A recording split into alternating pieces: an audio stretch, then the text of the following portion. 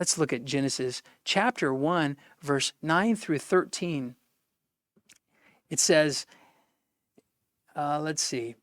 And God said, let the waters under the heaven be gathered together into one place, and let the dry land appear. And it was so, and God called the dry land earth, and he gathered together the waters called seas. And God saw that it was good.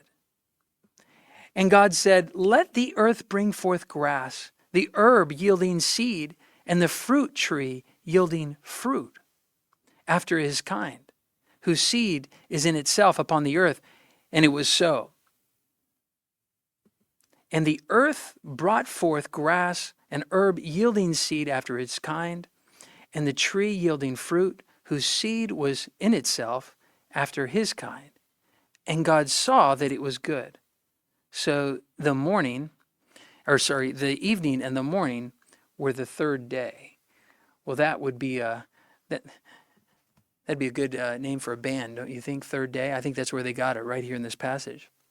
So God creates in this passage order out of chaos. He takes what is scattered and swirling and pulls it together in its proper place. He draws lines where there were no lines. He gives you a landing. He literally creates land for us, something solid, something stable, something that we can build on. And only after that does our life start to grow. And that is how God often works in us. Before he grows new fruit, he brings new order. Before he puts us to work, he changes what you and I are standing on. He replaces the unstable ground with truth so that our life and your life's work can be built on a solid foundation. Now, this may be frustrating for some. You may be eager to produce, eager for God to use you. Well, God wants to stabilize you first. So we have to let him work first things first. Now, notice the repeated phrase, God made grass, herbs, and trees to produce seeds after his kind. See, the bigger point for our life is, I think, even more personal. What we plant reproduces. The seed is in itself. In other words, our habits are seeds. Your words are seeds. Your thought patterns are seeds.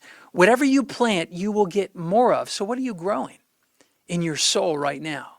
Because you will eventually eat the fruit. The thought you rehearse becomes beliefs, and the beliefs you hold become decisions, and those decisions become habits that shape your life. It's in itself. Nobody wakes up one day and accidentally becomes joyful, peaceful, faithful, or bitter, or cynical. That's cultivated, that is planted and watered over time. So we have to pay attention to what we are feeding ourselves. If we keep feeding fear, we will harvest anxiety. If you keep feeding lust, you will harvest emptiness. If you keep feeding resentment, well, you will harvest heaviness. Or if you feed your soul the word, on the other hand, prayer, gratitude, and worship, you will harvest strength and peace. I love that about God. Whatever a man sows, that he will also reproduce.